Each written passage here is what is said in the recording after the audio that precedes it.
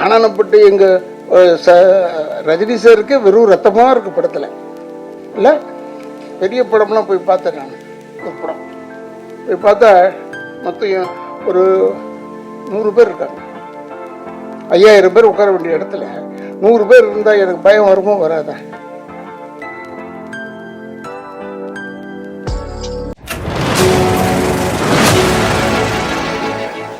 இங்கே கூடியிருக்கும் என் குடும்பத்தை சேர்ந்தவர்களே, மேடையில் அமர்ந்திருக்கும் பெரியவர்களுக்கும், இயக்குனர் அவர்களுக்கும், மேலுள்ள நடிகர்களுக்கும், தொழில்நுட்ப கலைஞர்களுக்கும், பத்திரிகையாளர் அன்பர்களுக்கும்,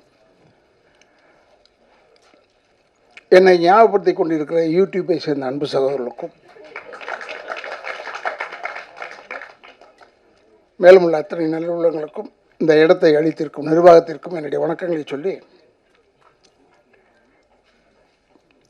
நான் சொன்னேன் அவர்கிட்ட, ஏன்னா சீக்கிரமாக நான் பேசணுங்க, நான் போனால் தான் ஏன்னா இப்போ டேப்லெட்டில் சாப்பிட்டுட்டு படுத்தா தான் படுக்க முடியும் என்னால். எனக்கு 2 கால்லையுமே ஆப்ரேஷன் ஆகி நான் 2 வருஷம் பெட்டில் இருந்தேன். அப்புறமா இப்போ தான் நடக்க வந்துட்டேன்னு வச்சுக்கோங்க. இது வேறு சொல்லிவிட்டா உடனே சினிமாவில் ஒன்று அவ்வளோதானே அவரால் நடக்க முடியாது போலக்கூடாதுன்னு சொல்லுவாங்க. அதெல்லாம் நடக்கிறேன். ஏன்னா சினிமாக்காரன் மட்டும் தூங்கும்போது கூட கால் ஆடிக்கிட்டே தூங்கணும். அப்படி இல்லைன்னா போயிட்டோன்னு நினச்சி வேற ஆளை போட்டுருவாங்க. அது மாதிரி சினிமா. அது இப்போ இருக்கிற சினிமா ரொம்ப நட்போடு எல்லாருமே, நாங்களும் இருந்தோம் நட்போட தான் இருந்தோம். பட் இங்கே ஒரு குடும்பமாக ரொம்ப நேசித்து எல்லார் பேரையும் தனித்தனியாக தெரியுது, எல்லார் பேரையும் தெரியுது. ரொம்ப ஒரு பார்க்குறதுக்கே நமக்கு ஒரு சந்தோஷமாக இருக்குது. என்னை கூப்பிடும்போது, ஏன்டா என்ன கூப்பிட்றீங்க, இதை பேசணுமா, அதுக்காக கூப்பிட்றீங்களாடான்னு கேட்டேன். இல்லைன்னா நீங்கள் நடிச்சிருக்கீங்க இதில்ன்னு சொன்னாங்க. மறந்து போச்சு. இது பார்த்தா ஏதோ ஒரு 2 நாள் ஒர்க் பண்ணேன்னு நினைக்கிறேன். I don't know. பட் இந்த டைரக்டர் ஏன் நான் பாராட்டுறேன்னா, ஜான் பிள்ளையாக இருந்தாலும் ஆண் பிள்ளையாக இருக்கிறார். அவர் ரொம்ப ஆள் சைஸ் தான் அப்படி. அதே மாதிரி தம்பிதுரை எப்பவுமே நான் பேசுவேன், இந்த படத்தில் ஏதோ அவர் தானே ப்ரொடியூசர், அவர் பேர் ஏன் வரல, ஏதோ ஒரு ஒய்ஃப் பேர் போட்டிருக்காங்க பிள்ளைன்னு நினச்சிக்கிட்டே இருந்தேன். பார்த்தா படத்தில் கேரக்டருக்கு பேரே தம்பிதுரை. என் பேர் போடுறதில்ல, இல்லை எழுதுறதில்ல, இல்லை அப்போ கேரக்டர் பேரை வச்சிடுறோமா.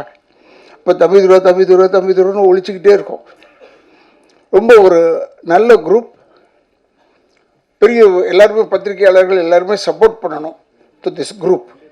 ஏன்னா இது மாதிரி படங்கள் வெற்றி அடைய இப்போ தான் ஒரு நல்ல பெரிய வாய்ப்பு வந்திருக்கு எல்லாருக்கும். நான் முதல்ல தம்பிக்கிட்ட கேட்டேன், ஐ திங்க் சரத்கிட்ட கேட்டேங்க, இதில் ஏதாவது பேய் இருக்காடான்னு.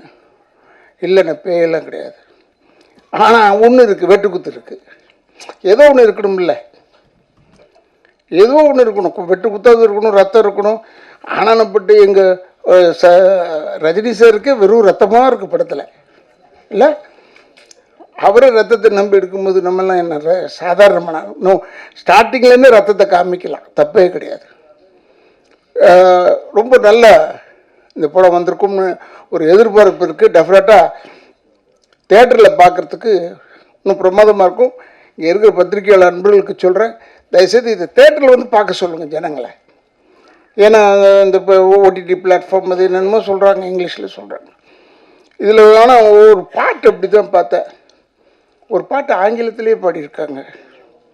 எனக்கு புரியல யார் பாடியிருக்காங்க. அதுவும் நீங்கள் தான் பண்ணீங்களா? அது ஆங்கிலத்திலே பாடுறாங்க. அந்தளவுக்கு வந்துருச்சு இப்போ. ஸோ என்னடா டைட்டில் மட்டும் இவ்வளோ அசிங்கமாக வைக்கிறாங்களே படத்துலன்னு நான் யோசித்தேன். பார்த்தா பாட்டு ஆங்கிலத்தில் பேசியிருக்காங்க.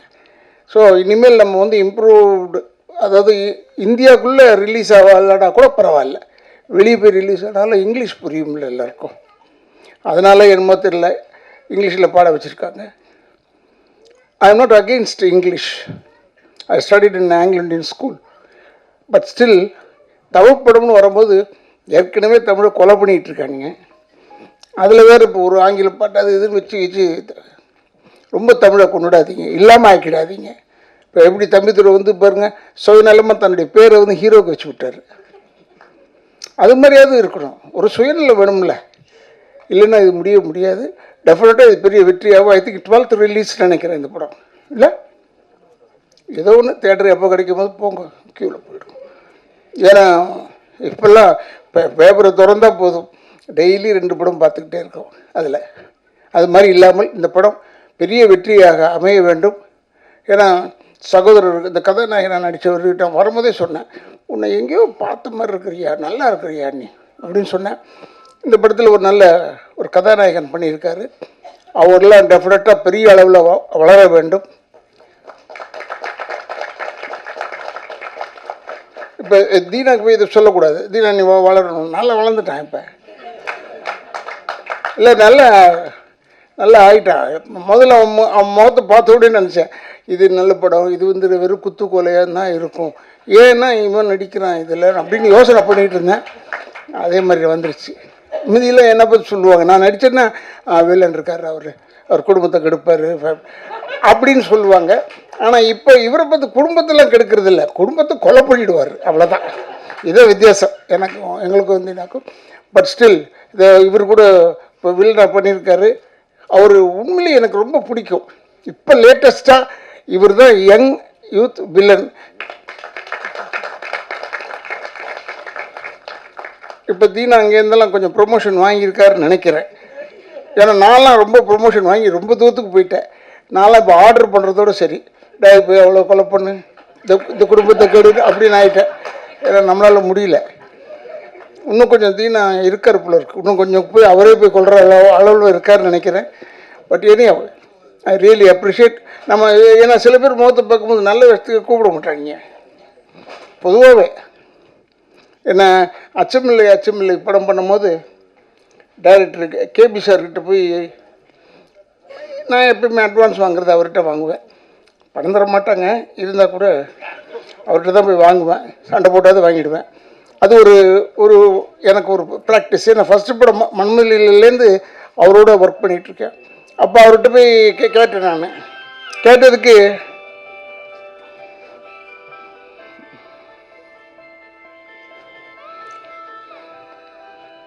இதப்பா இதை வச்சுக்கப்பா, ஸோ இதெல்லாம் தொல்லைங்க, செல் அரிச்சிடுது நம்மளை விட மாட்டேது.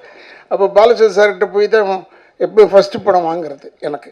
அது ஒரு பழக்கம், அவர் இருக்கிற வரைக்கும் அப்படி தான் இருந்தேன். அப்போ நான் எதுக்கு சொல்ல வந்தேன்னா, இவங்க எல்லாருமே சேர்ந்தாலும் சரி அந்த படத்தை பற்றி ஆகா ஓஹோ ஓஹோ ஓஹோன்னு சொல்லுவாங்க. இந்த படத்தை இப்போவே ட்ரெய்லரில் பார்த்தாலே ஆகா ஓஹோன்னு சொல்லும் மாதிரி தான் இருக்குது. அதனால் நிச்சயமாக இந்த படம் நன்றாக ஓட வேண்டும். தமிழ் மக்கள் தயவுசெய்து தேட்டரில் வந்து இந்த படத்தை பாருங்கள். இதை இந்த ஓடிடியில் போடுறான், அதில் போடுறான், இதில் போடுறான், அதெல்லாம் அவங்க எவ்வளோ சிரமப்பட்டு விற்று வரணும் தெரியுமா? அதுக்கு தயவுசெய்து அவங்களுடைய சிக்கலை வந்து நீங்களும் அந்த சிக்கலை எடுத்துக்கோங்க. எடுத்து தமிழ் வாழ வேண்டும் என்றால் இந்த மாதிரி தமிழ் படங்கள்லாம் நீங்கள் வந்து பார்க்க வேண்டும். தேட்டரில் வந்து பார்த்தீங்கன்னா போதும், அதுவாக ஓடிடும் கழுதை. போய் பார்த்தா பெரிய படம்லாம் போய் பார்த்தேன் நான். ஒரு படம் போய் பார்த்தா மொத்தம் ஒரு 100 பேர் இருக்காங்க.